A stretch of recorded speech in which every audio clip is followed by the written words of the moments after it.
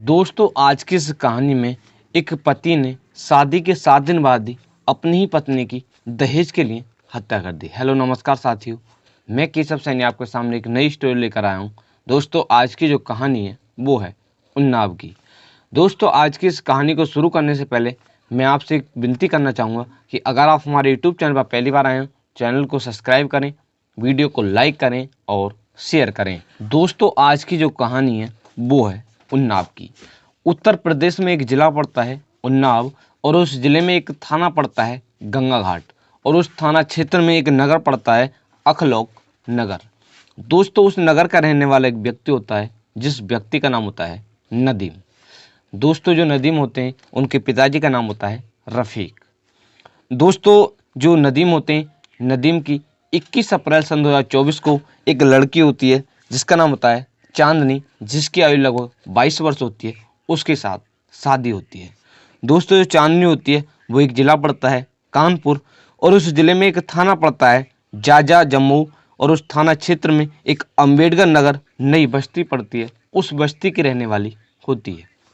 दोस्तों जो चांदनी होती है, चांदनी के जो पिताजी होते हैं उनके पिताजी का नाम जुम्मन होता है। दोस्तों 21 अप्रैल सन 2024 को जो चांदनी होती है, चांदनी की शादी हो जाती है।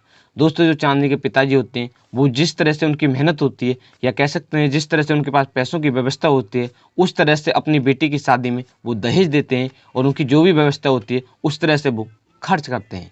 दोस्तों शादी होती है, शादी होने के पश्चात जो लड़की होती है वो अपनी ससुराल चली जाती है। दोस्तों शादी होने के 2-1 दिन बाद ही उसके जो ससुराल वाले होते हैं वो एक बाइक और कुछ पैसों की डिमांड करते हैं। दोस्तों जो उनकी लड़की होती है जिसका नाम होता है चांदनी, वो उनसे इस डिमांड को पूरी करने के लिए मना कर देती है कि कहती है कि मेरे जो परिवार वाले होते हैं या मेरे पिताजी इस डिमांड को पूरी नहीं कर पाएंगे, वो आपकी इस डिमांड को पूरी नहीं कर पाएंगे। इसी तरह से वो लगातार जो चांदनी होती है चांद को प्रताड़ित करते रहते हैं। दोस्तों एक दिन जो चांदनी होती है वो अपने भैया जिसका नाम होता है मंसूर को फ़ोन कर बताते हैं कि मेरे जो ससुराल वाले हैं वो इस तरह से परेशान कर रहे हैं, वो एक बाइक और कुछ पैसों की डिमांड कर रहे हैं। मैंने उनसे इस डिमांड को मना कर दिया है कि मेरे जो परिवार वाले होते हैं वो इस डिमांड को पूरा नहीं कर पाएंगे, वो लगातार मुझे परेशान कर रहे हैं। वो इसके बारे में अपने भाई को बताती है। दोस्तों इसके पश्चात लगातार वो इसी तरह से उसको परेशान करते रहते हैं और 27 अप्रैल सन 2024 की रात जो उसके पति होते हैं जिसका नाम होता है नदीम, वो उसकी हत्या कर देते हैं। दोस्तों हत्या करने के पश्चात इसके पश्चात 28 अप्रैल सन 2024 की सुबह जो नदीम होते हैं वो अपने साले जिसका नाम होता है मंसूर को फ़ोन कर बताते हैं कि आप अपनी बहन की लाश को ले जाएं। दोस्तों जैसे ही सूचना मिलती है, सूचना मिलने के पश्चात जो मंसूर के परिवार वाले होते हैं या कह सकते हैं चांदनी के जो परिवार वाले होते हैं वो मौके पर पहुंच जाते हैं। पहुंचने के पश्चात वहां पर देखते हैं जो चांदनी होती है, चांदनी की नाक और कान से खून निकल रहे थे, वो मृत पड़ी हुई होती है। दोस्तों इसके पश्चात जो उसके परिवार वाले होते हैं वो इसकी सूचना एक थाना पड़ता है गंगा घाट, उस थाने की पुलिस को सूचना देते हैं।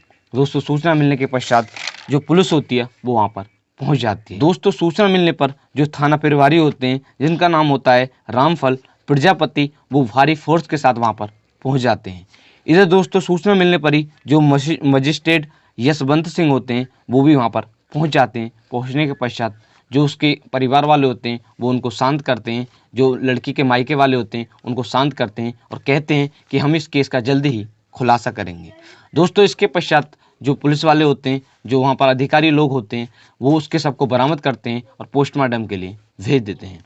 दोस्तों इसके पश्चात जो चांदनी के मायके वाले होते हैं उनसे पूछताछ की जाती है। जो चांदनी का भाई होता है जिसका नाम होता है मंसूर, वो बताता है कि जो मेरे जीजा हैं उन्होंने मुझे फ़ोन कर बताया था कि आप आएँ और अपनी बहन की लाश ले जाएं। इसके पश्चात जो पुलिस होती है वो रिपोर्ट दर्ज कर लेती है और लगातार उनको ढूंढने का प्रयास करती है। दोस्तों जो पुलिस होती है जो उसके पति होते हैं जिसका नाम होता है नदीम को गिरफ्तार कर लेती है।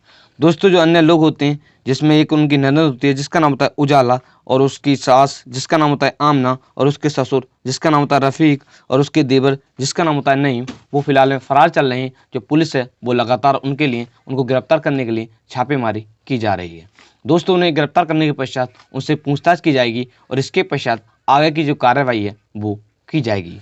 सीओ सिटी सोनम सिंह ने बताया कि पुलिस ने जो उसके पति होते हैं, जिसका नाम होता है नदीम, उसको गिरफ्तार कर लिया है और जो परिवार के अन्य सदस्य लोग होते हैं उनके लिए लगातार छापेमारी की जा रही है। उनको गिरफ्तार करने के पश्चात ही आगे की जो कार्रवाई है वो की जाएगी। दोस्तों, इनके साथ सख्त से सख्त कार्रवाई की जाएगी। दोस्तों, आज की इस कहानी को सुनाने का उद्देश्य आपको परेशान करना नहीं है, सिर्फ आपको जागरूक करना है कि आज हमारे समाज में जो लोग हैं वो किस तरह की हरकत कर रहे हैं। दोस्तों, आज की इस कहानी में एक पति ने सिर्फ दहेज के लालच के चक्कर में अपनी ही पत्नी की हत्या कर दी। दोस्तों, इस पति को क्या सजा होनी चाहिए या आपकी इसके प्रति क्या राय है, कमेंट बॉक्स में कर सकते हैं। दोस्तों, हर एक कहानी को सुनाने का उद्देश्य हमारा यही रहता है कि इसके प्रति आपको जागरूक करना है कि आप भी इस तरह का कोई भी कदम ना उठाएं। दोस्तों, अगर आप हमारे YouTube चैनल पर पहली बार आए हो तो चैनल को सब्सक्राइब करें, वीडियो को लाइक करें और शेयर करें।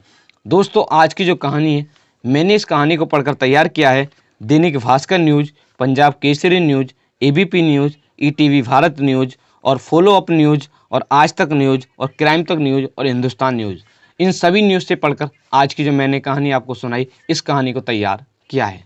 दोस्तों, इसका लिंक आपको वीडियो के डिस्क्रिप्शन में मिल जाएगा। तो दोस्तों, आप सभी लोग मस्त रहें, स्वस्थ रहें। मिलते हैं आपको एक नेक्स्ट कहानी के साथ। अगर आपको वीडियो पसंद आई हो तो वीडियो को लाइक करें और शेयर करें। धन्यवाद।